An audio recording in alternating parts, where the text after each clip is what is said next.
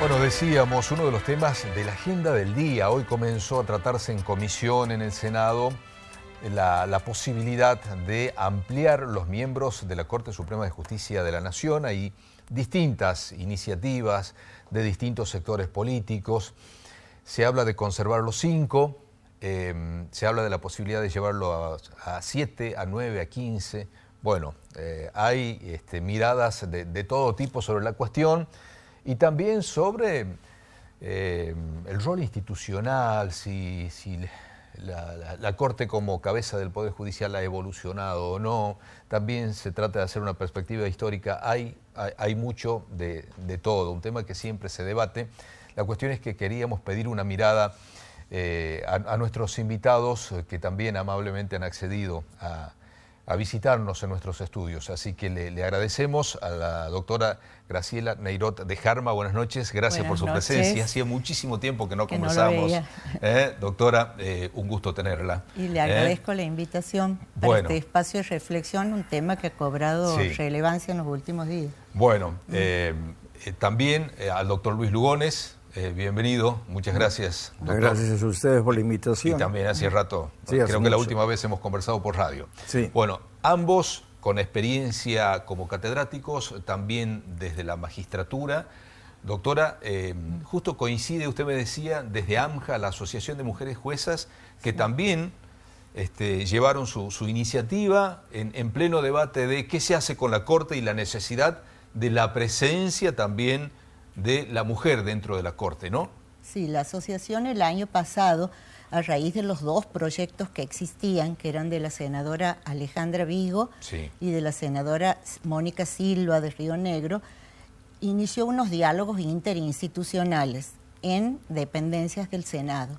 Y se comenzó a debatir el tema de esos proyectos que hablaban de la integración de un equilibrio entre el género, las especialidades profesionales y también la integración regional y federal, o sea, número de miembros, género y también y federalismo.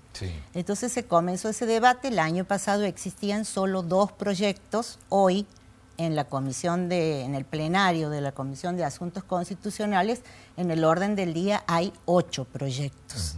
O sea, no solo los que tratan de mantener los 5 miembros con una integración de un mínimo de un 30% de mujeres, no solo en la Corte, sino en los tribunales federales nacionales.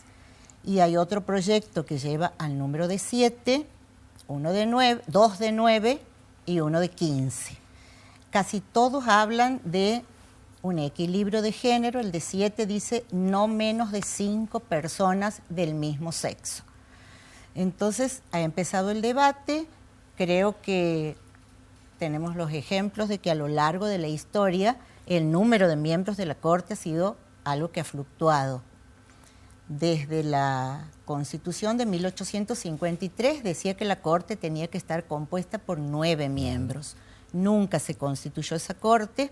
En la reforma constitucional de 1860 se delega ya en una ley del Congreso la composición de los miembros de la Corte. Y comienza una Corte de 5, hemos tenido Cortes de 7 y hemos tenido Corte de 9 en la década del 90 y después la reducción que vino desde el 2006 por ley a el número de 5. Bueno, a lo largo de esa historia también tenemos que en 163 años de la Corte Suprema, desde 1862 hasta ahora, solo 3 mujeres integraron la Corte.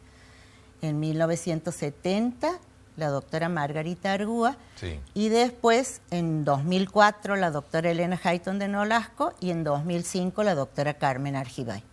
Y desde el 2021, que la doctora Hayton se acoge a la jubilación, no hay más nombramientos de mujeres. Como que queda una cuestión pendiente ahí, ¿no? Queda una cuestión pendiente y, bueno, la Asociación de Mujeres Jueces hace más de 32 años que existe. Su fundadora fue la doctora Carmen Argibay y siempre ha bregado por el cumplimiento de las obligaciones internacionales, porque el Estado ha suscrito tratados internacionales donde dicen igualdad de género en los puestos de toma de decisiones. Está bien. ¿Qué se debería considerar, doctor, para definir el número, que no sea meramente numérica la cuestión? Porque se habla, por ejemplo, de, hay que pensar en la jurisprudencia histórica de la Corte. Bueno, para debatir el tema sobre la cantidad de personas que van a integrar la Corte Suprema, deberíamos comenzar a hacer un poco de historia de la Corte Suprema. La Corte Suprema comenzó en 1863, como dijo la doctora, con 5 miembros. Luego pasó a ser 7, en una época, en 1949, bajo la presidencia de Juan Domingo Perón, pasaron a ser 9. Luego pasaron a ser 5 nuevamente, y luego con Carlos Menem, donde consigue lo que se denominaba la mayoría automática, pasaron a ser 9. Y en el último periodo siempre fueron 5. Bien, para que la gente tenga conocimiento, el número de la cantidad de magistrados que ejercerían la magistratura como miembros de la Corte Suprema se da por ley, no está en la Constitución de la Nación. Son leyes que dicta el Congreso. Entonces el Congreso, para determinar cuál es la razonabilidad en la cantidad de jueces, tenemos una serie de cuestiones que tratar. Lo que me ha llamado poderosamente la atención a mí, que en el transcurso de todos estos últimos 100 y pico de años, hubo 111 ministros de la Corte, de los cuales únicamente 3 fueron mujeres, que las nombró la doctora. Sí. Entonces, no se trata de un cupo, entiendo yo que no debe tratarse de un cupo, porque tanto la mujer como el hombre son muy capaces jurídicamente en igualdad de condiciones. Lo que se requiere es la idoneidad, que la idoneidad no solamente la tienen los hombres, como parecería ser que la historia nos demuestra, que de 111 magistrados solamente 3 fueron mujeres. Entonces, este debate sobre la cantidad o número de magistrados que integrarían la Corte Suprema tiene una especial relevancia en el sistema republicano de gobierno, porque se trata de la igualdad, se trata de la justicia y fundamentalmente se trata de la composición de la Corte Suprema respetando el federalismo. También aparece, ¿no?, el detalle el componente del federalismo. Por supuesto. ¿no? Como para repensarlo. Fíjese que Chile tiene 21 magistrados, Uruguay 5, Brasil tiene 11 y Estados Unidos 9. Lo que pasa es que Chile ha dividido en regiones. Por eso Chile tiene 21 magistrados, perdón. Y tiene la composición de salas dedicadas específicamente al fuero penal, al fuero civil y al fuero contencioso administrativo. 3 salas y eventualmente una 4ª sala para tratar temas extraordinarios como son temas constitucionales. Bien. Bueno, y seguramente esto está conectado con la idoneidad de la que habla el doctor, ¿no?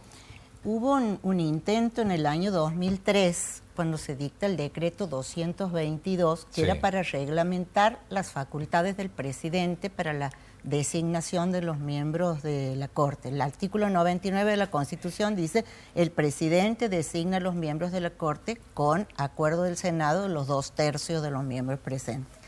Pero en el año 2003 se dicta este decreto donde se establecen las condiciones y un procedimiento para la selección por el presidente, un poco de apertura a la ciudadanía, controlar, verificar la idoneidad moral, pedían declaraciones juradas sobre el patrimonio, el respeto de la ley de ética pública, y ahí en la norma dice la opinión de las cátedras, de las universidades, de las organizaciones de la sociedad civil.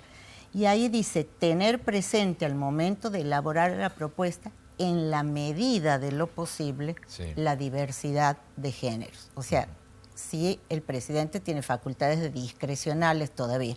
Por eso es importante que exista una ley que reglamente la composición de la Corte, tanto en número como la integración regional y la integración de género y de distintas especialidades. La Corte puede trabajar en salas también. Claro. En estos momentos la Corte trabaja por acuerdo en los martes. Los martes son los acuerdos de la Corte, sin perjuicio de que en las distintas vocalías se van elaborando los proyectos. Y ahí en el acuerdo del día martes es donde se firman las resoluciones. Hoy hablaban de los riesgos, ante la vacancia, de los riesgos con jueces, ¿no? Sí.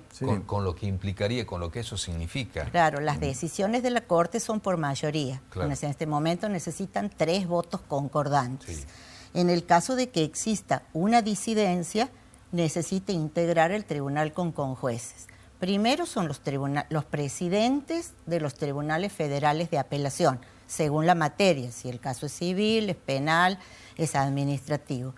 Y si no, siguen sorteando los conjueces. ¿Qué es el riesgo que hablan de la jurisprudencia? Que al integrar personas que vienen de otros tribunales no haya un respeto del precedente, distintas opiniones, distintos criterios, entonces va a ser vacilante, va a ser diferente la jurisprudencia de la Corte. Por eso hablan de la jurisprudencia histórica, que eso es el riesgo de tener una Corte desintegrada como es la que hay ahora. Claro.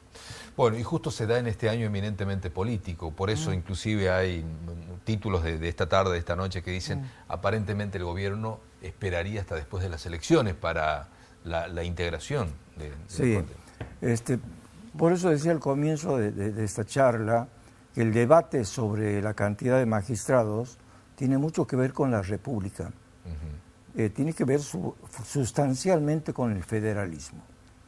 Hubo 3 santiagueños que integraron la Corte. Importante ese dato, a ver si lo señala, doctor. 3 santiagueños. El primero de ellos fue Damaso Palacio, que tenemos una calle en Santiago del Estero, en el barrio de Autonomía. Sí. José Benjamín Gorostiaga, que no hay ninguna calle con el nombre de José Benjamín Gorostiaga. Hay escuelas. Hay escuelas, pero no hay reconocimiento. Normal de la banda, y el Centro de Capacitación del Poder Judicial es doctor José Benjamín. Pero lo que llama la atención de que no haya una avenida en reconocimiento, una calle en reconocimiento a José Benjamín Gorostiaga. Sí tenemos instituciones como la Escuela de Magistrados, etc. Y el tercero es, no viene a la memoria, el tercer integrante, ¿no recuerdas, Tachi? No, el primero para mí es, la primera Corte integra la Corte de Gorostiaga, ante la renuncia del primero. Y lo que me llamó poderosamente la atención es que no haya demasiados en la integración, en los 111 magistrados que se eligieron hasta ahora, no haya demasiados provincianos. Lorenzetti es uno de ellos. Santa Fe. Rosati es el otro, en la actual.